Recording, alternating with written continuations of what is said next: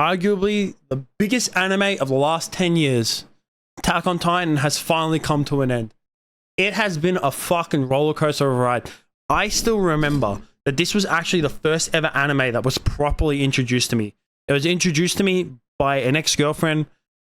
Probably the only good thing that they did in that whole entire relationship was they introduced Attack on Titan to me like not long after it first came out.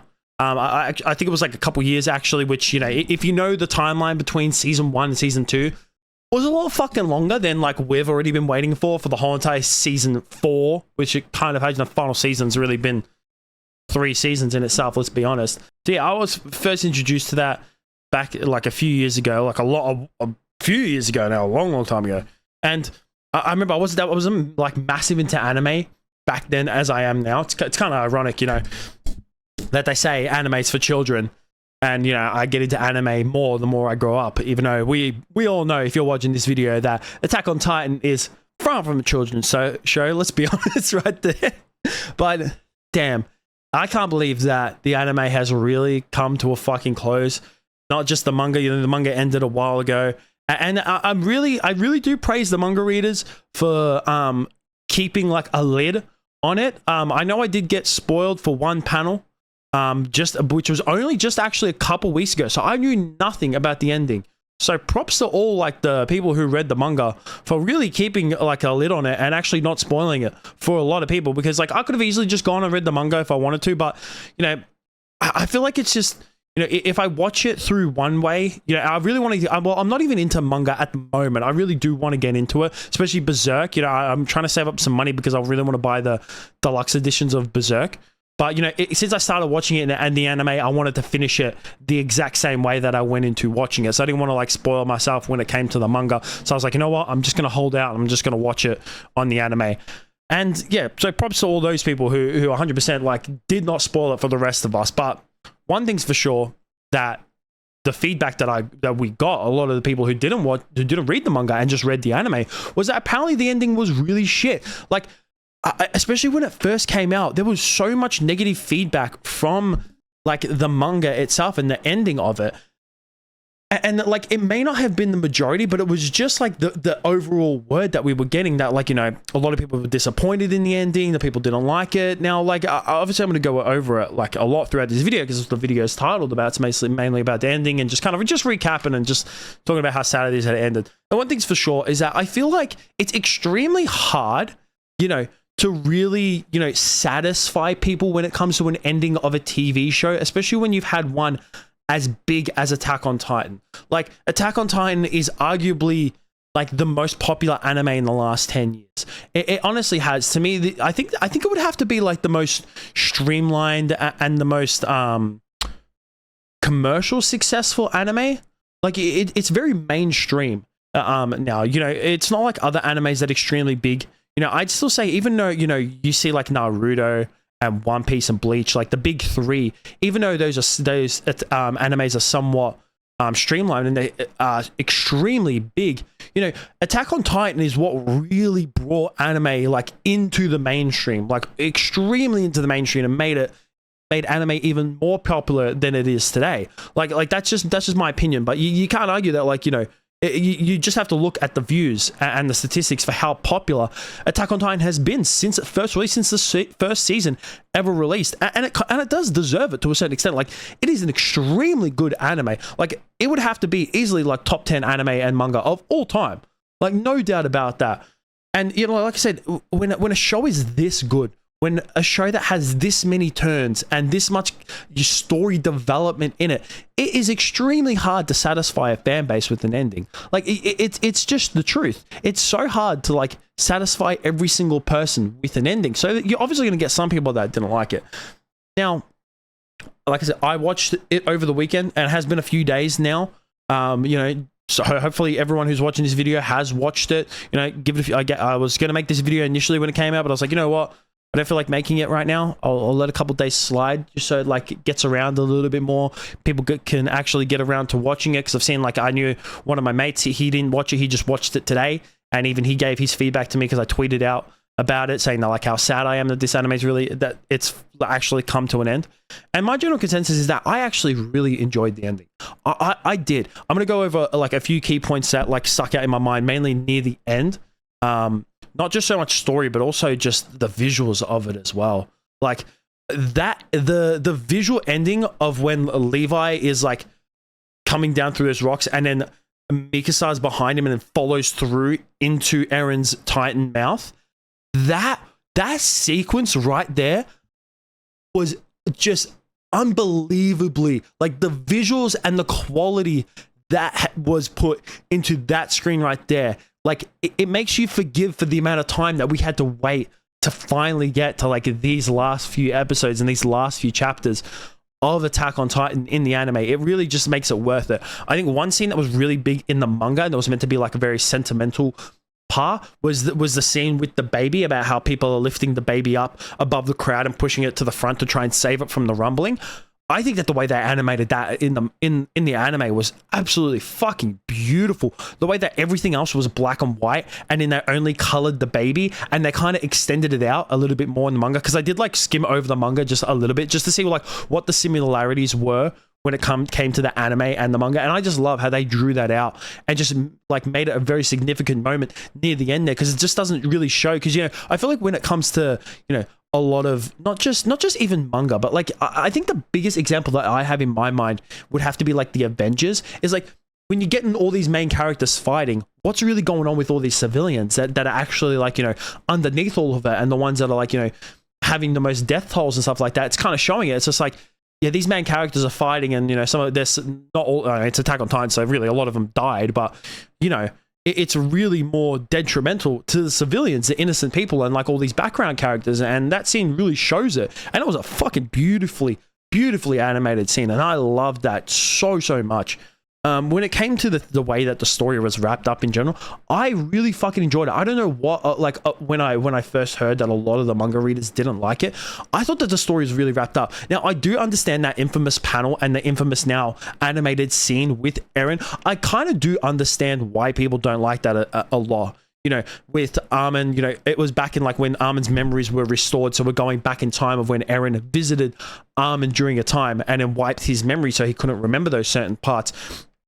I can understand why people didn't like it, because, you know, it makes Eren, you know, the whole time in the final season, he's seen as like this like dark character where he's like just infamous, and he's just, I show no emotion, and then it's him just being like a little bit of a bitch and then simping over Mikasa. But really, to me, it shows that he was always like that. He was always like that through the entire show. He was always a pussy. Let's be honest. Eren was always very like into his feelings, very emotional character, and it just showed to me that, you know, really he was kind of putting it on for everyone else to try and like, you know, go along with everything, because he knew the fate. He knew his own fate. He knew what was going to happen from the moment that he kissed Historia's hand at the end of, what was it, season 3? Was it season 3 that happened? I can't remember, man. It's been so long, but I'm pretty sure it was at the end of season 3 when that happened. From that moment, he knew everything. He knew past, present, future, and like he said, during that time, you know, to him, everything just, there's no past, present, or future. Everything just feels like it just lives in one. And to me, that made like so much sense. To him, it's just like, you know, there's really, time is like just a concept to him in his mind because of the Attack on Titan powers. And I just think that it's, you know, it's understandable that, you know, he's just kind of accepting his fate. But at the same time, you know, when he's faced with death, he's scared of it. And that's absolutely understandable, because, you know, death to a lot of people, even to myself, is a scary thing, you know. And to him, all he wanted to do the whole entire time, you know, from Attack on Titan, from the moment we meet Eren to the moment that he dies, he's always about his friends. He's always about, you know, wanting to protect his friends and doing the best that he can. So yeah, to me, it kind of fits in a little bit with his character. I know it kind of goes a little bit off the rails in terms of like the way his character is in the last season, but to me, it still makes sense. That's what he always was. He was always, you know, that very emotional character. And I see why some people don't like it, and I can understand, but as much as like when I was watching it, it did make me cringe just a little bit. But then I sat back and I was just like, this is Eren. This is him, you know, from the start of Attack on Titan. this is the way he was. He was always a very emotional character, you know, and it's kind of sad that he never really showed his emotions, you know, actually towards Mikasa the way he actually felt. But he did kind of have to hide those feelings, you know. He knew that he couldn't, because he didn't want Mikasa to, like, you know, just live her life like, you know, bearing the death of Eren that entire time, which I'm pretty sure that she does, because it shows that, like, in the final bits of the manga and the anime as well, of her still, like, you know, wearing the scarf, where she doesn't want to throw it away, even though Eren kind of tells her, you know, get rid of it, you have to forget about me to move on. You know, that's kind of why he was doing it, so it's understandable, even though, and it's kind of just, you know, him venting to Armin, saying that, you know, I really wanted to show these emotions, but I couldn't. The way that the actual story itself wraps up, I think is very well. Armin, to me, in that like the whole last episode, the whole hour and a half, is the MV fucking P. Like, from the moment that Hanji dies and Armin takes over as, like, the leading commander of the whole entire, like, scout regiment, I really like his character. To me, he had the best character development, because, you know, early in the show, you know, as much as Eren was very emotional, he kind of still got stuff done, where, like, to me, Armin was that, you know, that bit of a bitch character. That's how he was, like, portrayed a lot of the times. You know, to me, he was like the, you know, when it came to, there was the Naruto, Sasuke, and Sakura, and, you know, Naruto was, you know, Eren, were very emotional, but really, you know, ready to go, and then Sasuke is like Mikasa, you know, very, like, emotionless character, of stone cold and a fucking badass, and then there's Sakura, who's just fucking useless, and that's what Armin's in. But, like, his character development was unfucking believable, and I just love the way that they really, like, did him justice in the anime. And I really enjoy that, the way that when they wrap things up, is like, you know, the way that they tried to get peace with everyone, you know, despite, you know, Eren, who's from Paradise Island, you know, committing all this, you know, mass fucking genocide, is that they make Armin, you know, someone of his own kind, kill Eren. You know, they made, you know, Eren wanted Armin to be the savior, the hero of the story, so that, you know, he's seen as the good guy from like both sides, pretty much, you know, kind of where he's like, you know, oh, I stopped the rumbling to help you guys, and then he goes back to Paradise Island, and he's like, I'm already one of you, I'm the commander of the scout regiment, kind of thing, even though, you know, by the time that comes around, there's a lot of Jaegerists who, you know, and we saw in the ending there, you know, where no matter how hard that they tried, no matter how hard you try with peace, and it's a very, you know, I try to stay away from a lot of politics when it comes to this channel, but it very does hit, like, a lot of things that are going on in, like, the world now, that no matter how much you try and fight for peace, and even if you try and do everything in your power, and getting rid of the Titans altogether to try and find peace, that there will never ever be peace. And that's the whole entire, like, you know, story wrapping up, is like, man, they did all this, but there's still no peace. That's the whole entire point, and that's just like a real world scenario as well, which is 100% relatable. Because one thing that I do hate a lot of the times when it comes to, you know, stories wrapping up, it's like, oh, they lived happily ever after, and everything was exactly perfect, and nothing bad ever happened again. It was just like, that's not realistic. Like, as much as that might be good for some stories, you know, those, you know, Cinderella stories and stuff like that, it can be good. This was a very bare bones, realistic ending, where it's just like, you know, they tried to fight for peace, they did all this, you know, Ymir lived for 2,000 years just for Mikasa to end her life, to end her, you know, struggles, and, you know, to kill and make Mikasa kill Eren, to end this entire bloodline, and to end the Titan powers all together in total. And then it just still wasn't enough, and war still continued. That is a very realistic and bare bones, you know, ending, and I really fucking loved it. And the way that they portrayed it in the anime was really good.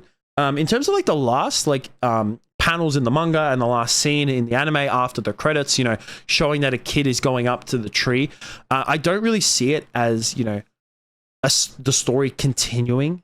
Maybe there might be, maybe I might be wrong. I mean, I won't be fucking mad about it. I mean, if the creator of Attack on Titan, I can't remember his name, but if the creator of that decides to make, you know, a spin-off show or a sequel where, you know, because he finds Eren, the kid is able to, you know, somehow reestablish the powers of the Titans, that would be kind of cool. But if they didn't, that's absolutely fine. But it's just more of showing, just like, you know, it's the circle of life, and, you know, or death, life and death is just a part of it. And it's I really thought that they, you know, did that amazingly, and I really enjoyed the ending of Attack on Titan. It's very sad to see that it's finally come to an end.